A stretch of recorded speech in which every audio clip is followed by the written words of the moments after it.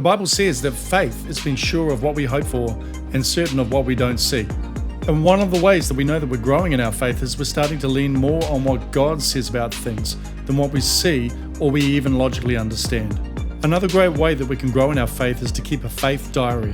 That's a record of the things that God has done in our lives in the past. One of the things that kills our faith currently can be when we forget what God has done for us historically.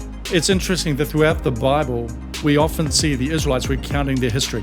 The same stories are told again and again, and the reason is that they wanted to remind not just themselves, but the generations that would come of all that God had done.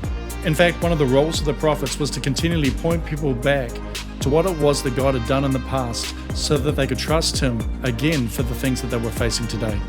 So a practical way we can do this is by keeping a faith diary. We can take the time to write it down when a breakthrough has happened, when God has been moving, or when we've seen a victory take place in our life. And you don't have to fill your faith diary just with things that have happened to you. You can also put things in there that have happened to other people that have encouraged you as well.